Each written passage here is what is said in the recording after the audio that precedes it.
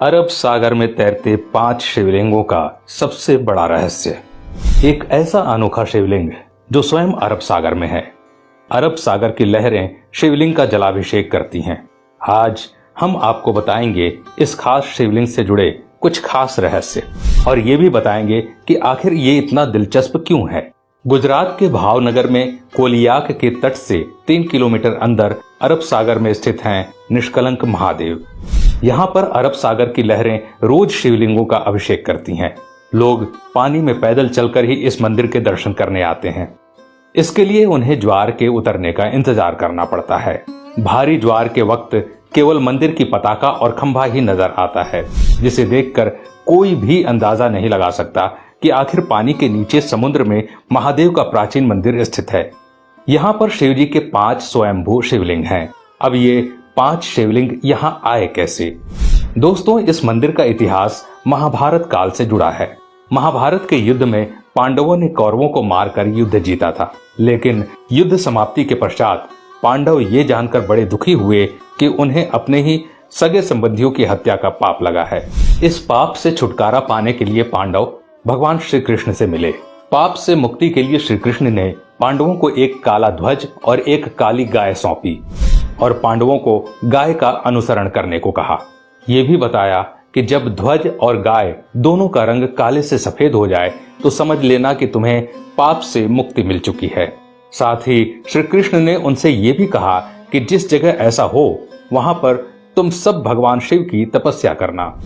पांचों भाई भगवान श्री कृष्ण के कथानुसार काले ध्वज हाथ में लिए काली गाय का अनुसरण करने लगे।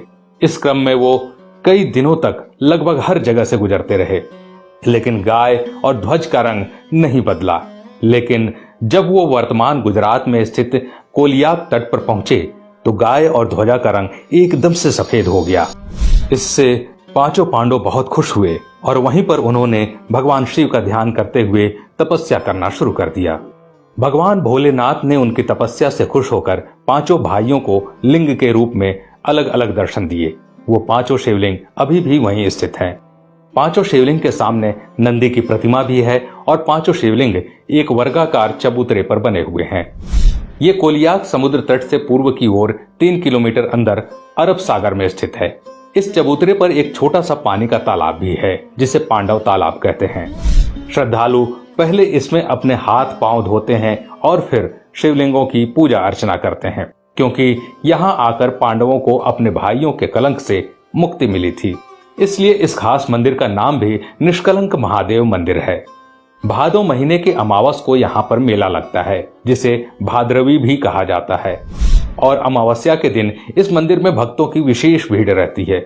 हालांकि पूर्णिमा और अमावस्या के दिन ज्वार अधिक सक्रिय रहता है, फिर भी श्रद्धालु उसमें उतर कर जाने का इंतजार करते हैं और भगवान शिव के दर्शन करते हैं।